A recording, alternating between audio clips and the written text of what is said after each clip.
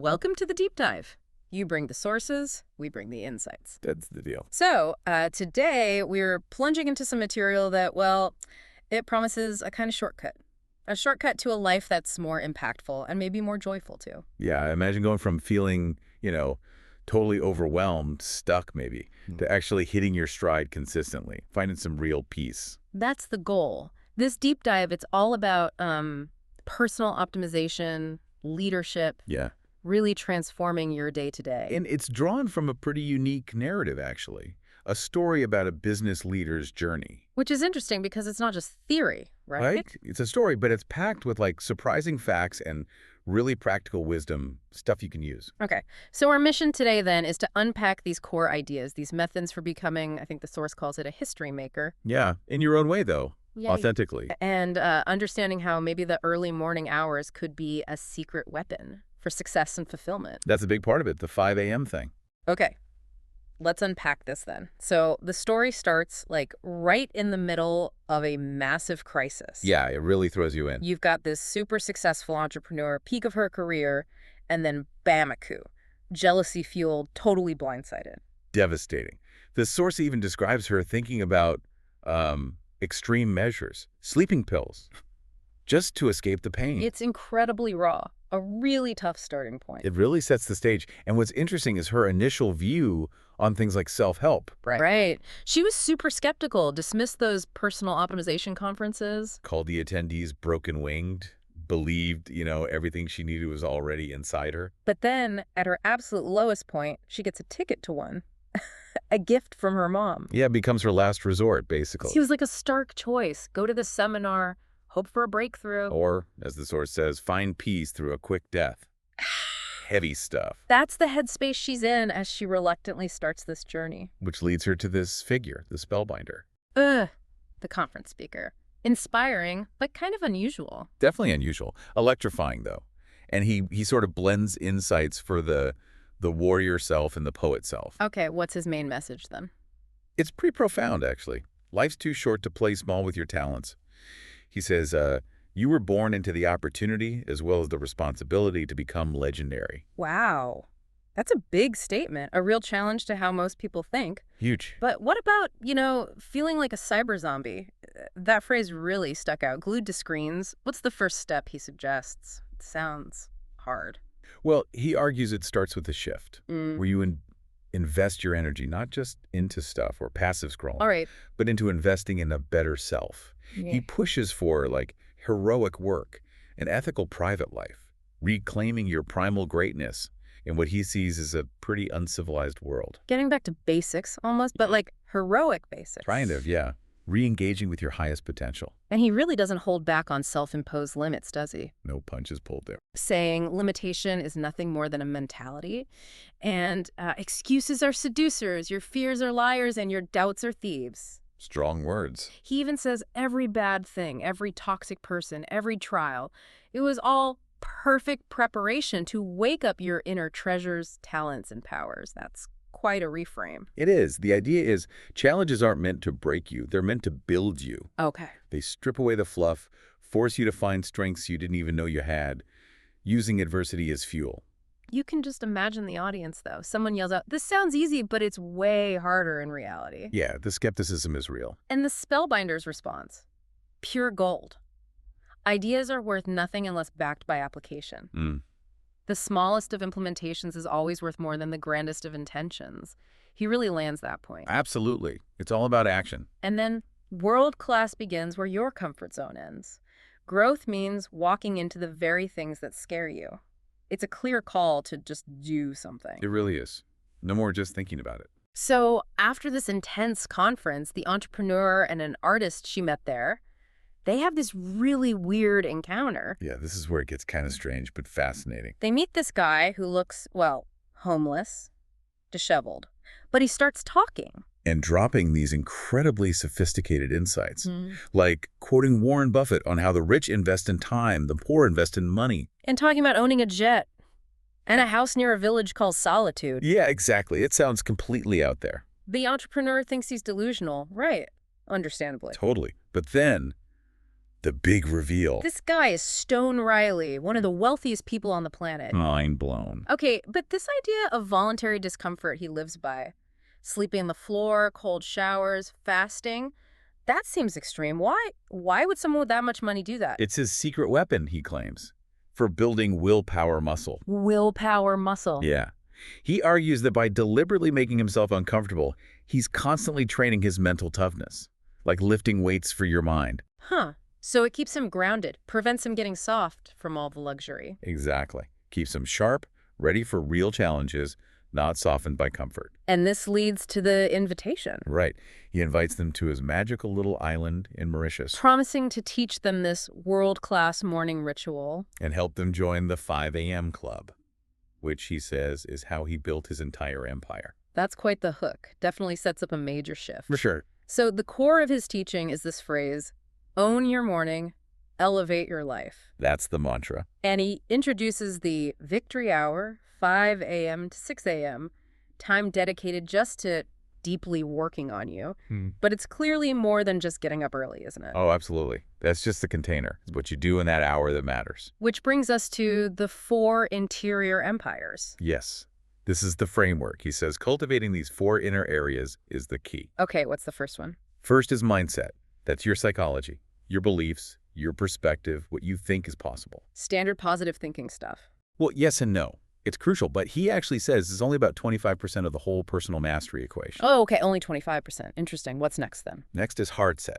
This is all about your emotional life. Emotions, like managing stress. More than that, it's about clearing out old negativity. He quotes Freud, actually. Unexpressed emotions will never die. They are buried alive, and they will come forth later in uglier ways. Wow. So dealing with past hurts, resentment. Exactly. Processing that stuff, but also actively amplifying the good stuff. Gratitude, kindness, compassion, nurturing your emotional well-being. Okay, mindset, heart set. What else? You mentioned 4. Third is health set, the physical dimension. Makes sense. Your body. Right. And he's blunt about it. Do not die. He stresses longevity, physical well-being. Says it's fundamental if you want sustained excellence. You can't be world-class if you're falling apart physically. Can't argue with that. And the last one, soul set. Soul set, yes. This one goes deeper. It's about connecting with your inner. He calls it your brave, loving, and wildly powerful hero. Finding your purpose. Yeah, finding purpose, shifting focus from just your ego to serving something bigger than yourself, making a difference. So, mindset, heart set, health set, soul set. All 4 need attention. They're interconnected. You neglect one, the others suffer. And like with everything else, he's big on commitment. No half measures. Definitely. He flat out says, part-time commitment truly does deliver part-time results. Yeah. If you want the transformation, you got to go all in. Okay, so we have the philosophy, the 4 empires. But how does this work on a practical, like, brain level? The sources get into the science, right? The battle inside our heads. They do. Riley talks about this internal conflict. You've got your ancient brain, the limbic system, your emotional bodyguard, always scanning for threats, ready for fight or flight. The part that wants to hit snooze. Exactly. Then you have the mastery brain, the prefrontal cortex. That's your higher thinking, planning, rational decision-making part. And they're constantly fighting. Constantly. A tug of war between immediate gratification or safety and long-term goals or growth. And he links this fight back to our addiction to devices, the cyber zombies. Yeah, he sees distractions, especially digital ones, as an escape. An escape from the discomfort of facing ourselves, our potential, the hard work. But the good news is our brains can change. Neuroplasticity. Right. The brain's like a muscle. It grows with use. Neurons that fire together wire together, as the saying goes. Such a powerful idea. You can literally rewire your brain. You absolutely can. Every time you repeat a thought or action, you strengthen that neural pathway. It's like carving a path in snow. The more you use it, the easier it gets. That's how habits form. Which leads to his 3-step success formula for habits. Simple but effective. Step 1, trigger, like your alarm clock going off at 5 a.m. Step 2. Routine, the action you want to install. So maybe it's immediately getting out of bed before your reasoning mind talks you out of it. And step 3. Reward, something to reinforce it. Could be small, like dark chocolate, or maybe planning a nap later. Something your brain links positively to the new routine. Trigger, routine, reward. Sounds simple, but you can see how it works. And another key piece is willpower.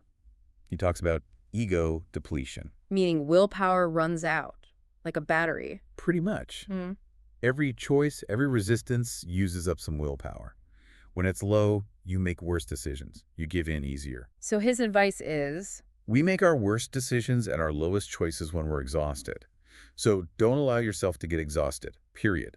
Prioritize rest and recovery. makes sense. And building a new habit like the 5 a.m. one takes time, right? Yeah, he mentions it takes about 66 days on average for a habit to become automatic. So you need patience, persistence. It won't happen overnight. Okay, so you've got the 5 a.m. club system, the science. How do you use this to reach, like, genius level? The sources cover tactics for that, too. They do. One concept is capitalization IQ from James Flynn. Capitalization IQ. Yeah, the idea that being legendary isn't just raw talent. It's how much of that potential you actually use and capitalize on. So it's not what you have, it's what you do with it. Precisely. Riley puts it bluntly. Dedication and discipline beats brilliance and giftedness every day of the week. How does dedication beat brilliance, though? Seems counterintuitive. Well, brilliance without action is just potential energy. Dedication is the action. It's the relentless daily grind of showing up, practicing, refining. Someone less gifted, but incredibly disciplined, will often outperform lazy brilliance. Consistency wins. Every time. And building on that, there's the power of focus. He uses Thomas Edison as an example. Right. Edison said something like, everyone has ideas. The only trouble is that they do it about a great many things, and I do it about one. Laser focus. Yeah. Which leads to the 9-0-901 rule. Yeah, this one's practical. For your next 90 days, dedicate the first 90 minutes of your workday solely to your single most important project. 90 minutes, 90 days, one project. Intense. Super intense. Yeah. But imagine the progress, leveraging your peak energy for your absolute top priority without distraction. It forces you to really decide what is the most important thing. Exactly. Eliminates the noise. Then there's this interesting paradox. Work-rest ratios and supercompensation. The idea that growth happens when you're resting. Yeah. Seems backwards, right? Right. But think about weightlifting. Muscles tear during the workout, but they grow during recovery. Ah. Your brain and creativity work similarly. You push your limits, then you need regeneration. That's supercompensation. You actually come back stronger. So you need cycles, push, then rest. He calls it oscillation. Oscillation, yeah. Intense work followed by real rest. He argues you can work less, yet materialize more. Because the quality of work after rest is so much higher. Time away from work isn't a waste, it's a must. That's a big mindset shift for a lot of people. It's huge, especially in hustle culture. But it's based on performance science. You push, stress the system, then recover, and you adapt to be stronger than before. It's not just getting back to baseline. Quality over quantity of hours. Sustainable peak performance. You got it. He shares so many maxims, these little nuggets of wisdom. One that jumped out was, collect miraculous experiences over material things. Oh yeah, that's a powerful one. Challenges our whole consumer culture. We chase stuff, but he says true joy, that childhood purity he talks about, comes from experiences. Right. Awe, wonder, simple things, sunsets, deep talks, nature. He's saying prioritize those memories over possessions. That's what really enriches your life, connects you to being human. And he tackles fear head on too. Failure inflates fearlessness. What does that mean? Embrace failure. Kinda, yeah. Don't fear it. See it as fuel. Every setback, he says, isn't a dead end. It's a hidden opportunity for even greater success later on. So failure teaches you, makes you tougher. Exactly. Build resilience, reveals new paths. Difficulty is perfect preparation, remember, not punishment. He also gives advice on relationships. Avoid bad people. Protect your energy. Yeah, he talks about emotional contagion. Like catching emotions. Basically, you know, you can walk into a room and just feel the mood, stress, negativity.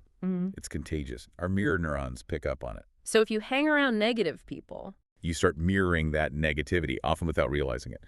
So he says, protect your tight bubble of total focus. Keep out the dream stealers, energy thieves, and enthusiasm bandits. guard your mental space. Makes sense. Oh, crucial. And another big one. Heaven on earth is a state, not a place. Ah, yes. This is about finding joy now. Not waiting for some day when everything is perfect. Right. He says we have this tragic tendency to put off living, always focused on the future. But peace, awe, wonder, they're available right now in the present moment if we cultivate the ability to see it, finding the magic in the everyday. So all these ideas, the 5 a.m. club, the empires, the tactics, the maxims, how does it all connect to like a bigger picture? Legacy, heroism. Well, the deep dive uses Nelson Mandela as a powerful example. Right? His time in prison, 27 years. An unimaginable ordeal. But as Desmond Tutu said, suffering can either embitter us or ennoble us. Mandela chose ennoblement. He studied, he planned, he forgave his captors. Even invited one to his inauguration. Incredible. And his commitment to learning, always asking, are you learning? Each one, teach one, sharing knowledge. And even in prison, he kept a 5 a.m. routine. Apparently so. Running in place, sit-ups, push-ups, incredible discipline under the worst conditions. A true example of mastering your inner world, regardless of the outer one. That really illustrates the point, which leads to this idea of the heroic human circle. What's that? It's a call to action, really, to persist, continue, stay strong, live our luminous nature, and magnify our sovereign selves no matter what life throws at us. To be a citizen of legacy, not just a tourist. Exactly. To live for something larger than yourself, to contribute, to make your mark, not just pass through. And the final push seems to be, don't wait. Yes. The Spellbinder urges, please stop postponing your mastery. No longer resist your primal power. Embrace being creative, productive, decent, of service. Now, don't let fear hold you back. So we've gone from this deep crisis to this framework for really profound change. It's quite a journey. Mastering your inner world mindset, heart set, health set, soul set through disciplined action, especially in that early morning hour. Leading to real external results.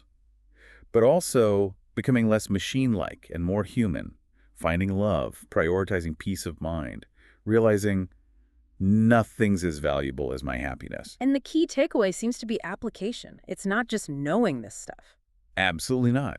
As the Spellbinder told the entrepreneur, she changed her life by implementing his teachings. Application is everything. Consistency really is the DNA of mastery. That sums it up perfectly. Small steps, done consistently, compound into massive change. So as we wrap up, maybe the question for you listening is, what stands out? What resonates? Yeah, maybe it's that idea about the part of you clinging to fear needing a crucifixion so the honorable part can have a reincarnation. Or maybe just the understanding that your brain is constructed for expansion, and ultimately you don't have the brain you want, you have the brain you've earned through your actions. So the final thought is really a challenge. How will you, maybe starting tomorrow at 5 a.m., commit to becoming the hero of your own life?